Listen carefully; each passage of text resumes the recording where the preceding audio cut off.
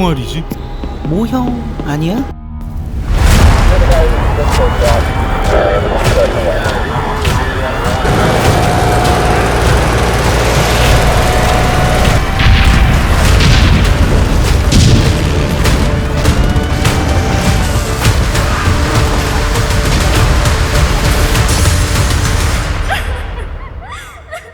안 돼! 비상사태로 사랑하는 가족을 잃는 꿈을 꾸었습니다. 내 조국과 나의 사랑하는 가족을 난 지키지 못했습니다. 국가 비상 시 내가 할 수 있는 행동 요령들, 여러분들은 얼마나 알고 있나요?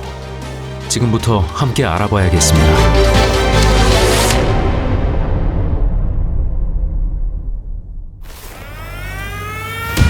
만약 전시 사변과 같은 비상사태가 발생해 적이 침공해 오면 정부에서는 민방공 경보를 발령합니다. 민방공 경보란 적의 공격으로 인한 피해를 줄이기 위한 민방공 경보와 재난 발생으로 인한 피해를 줄이기 위한 재난 경보를 의미합니다. 민방공 경보 중 경계 경보는 화생방 무기를 포함한 적의 항공기, 유도탄 또는 지상과 해상 전력에 의한 공격이 예상될 때 발령됩니다. 이때는 정부의 방송을 청취하면서 안내에 따라 대피소로 대피하거나 지하시설로 대피할 준비를 해야 합니다. 다른 경보는 공습경보로 화생방 무기를 포함한 적의 항공기, 유도탄 또는 지상과 해상 전력에 의한 공격이 임박하거나 공격이 진행 중일 때 발령합니다. 공습경보가 울리면 가까운 대피소나 지하철역, 지하 쇼핑센터 등으로 신속하게 대피해야 합니다. 만약 집이나 직장 근처 대피소의 위치를 모른다면 국민재난안전포털과 행정안전부, 안전한TV 홈페이지, 안전디딤돌 앱을 통해 간단히 근처 대피소를 확인할 수 있습니다. 보통 지하철역이나 지하주차장, 공공기관 지하층, 건물 지하실에 대피소 표지판을 부착해 민방공 대피소로 운영하고 있으니 평소에 미리 인지해 대피하시면 됩니다.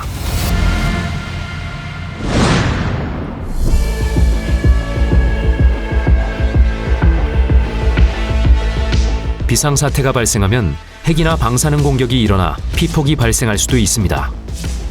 적의 화생방 작용제가 살포되거나 살포되었음이 탐지되었을 때 또는 화생방 무기의 공격으로 오염이 예상되거나 화생방 공격 확인 시에 발령하는 경보인 화생방 경보가 송출되면 신속히 근처 지하 대피소 또는 지하시설로 대피해야 합니다. 지하가 깊을수록 더 안전하기 때문에 지하로 대피 시 일반 지하철역보다는 환승역으로 대피하는 것이 더 안전합니다. 환승역은 땅속 더 깊은 곳에 있고 공간이 넓으며 비상시에는 철로를 따라 이동이나 탈출을 하기에도 용이합니다. 만약 근처에 대피소가 없다면 최대한 빨리 건물 뒤나 큰 구조물 뒤로 몸을 숨겨야 합니다. 이동을 할 때에는 반드시 마스크를 쓰거나 우비나 방수 자켓을 입어 오염을 방지하고 모자를 써서 머리에 먼지가 내려앉지 않도록 해야 합니다. 집 안에 있다면 모든 문과 창문을 닫고 접촉 부위를 테이프로 막아 외부 공기 유입을 차단해야 합니다. 더불어 전기와 수도가 끊길 수 있으니 수돗물을 많이 받아놔야 합니다. 비상사태가 발생하면 핵, 방사능뿐만 아니라 생물학 무기를 이용한 공격 또한 발생할 수 있습니다. 생물학 무기 공격이 발생할 시에는 청결을 유지하고 정부의 안내에 따라 감염을 예방하는 것이 중요합니다. 또한 생물학 무기로 의심되는 우편물을 받았을 때 우편물을 개봉하지 말고 격리된 곳에 보관한 후 보건소나 행정기관에 신속히 신고해야 합니다.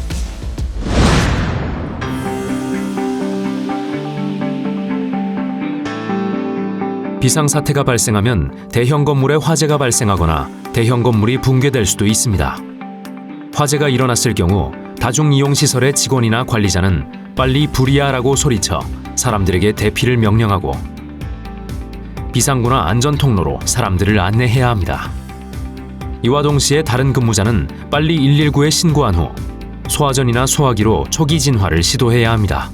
노즐을 뽑아 불이 난 방향으로 향하게 한 뒤 손잡이를 움켜쥐어 분사하면 됩니다. 만약 불길이 자신의 키보다 커진다면 소화기로 불을 끄기가 어려우므로 진화를 시도하기보다는 서둘러 대피해야 합니다. 대피를 할 때에는 불길과 연기가 다른 층으로 확산되지 않도록 문을 꼭 닫고 대피해야 합니다. 화재 시에는 단전으로 인해 승강기가 멈추거나 통로에 연기가 차올라 사망하게 될 수 있으므로 승강기 대신 계단으로 대피해야 합니다. 불길이 번져 외부로 탈출하기 어려울 경우에는 건물 내 대피 공간 등으로 이동해 구조를 요청해야 합니다.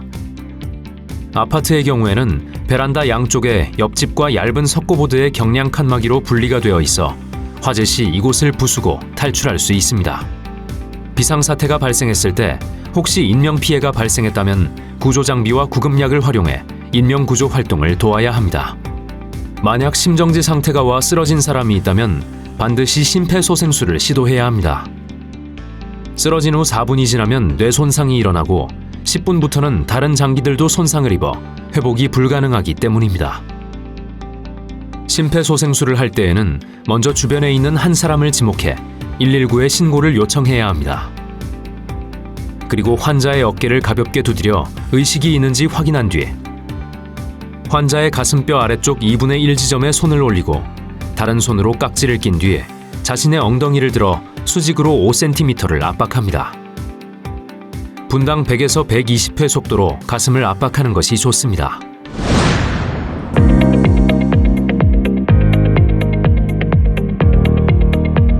비상사태가 발생했을 때 가장 도움이 될 수 있는 건 비상대비물자입니다.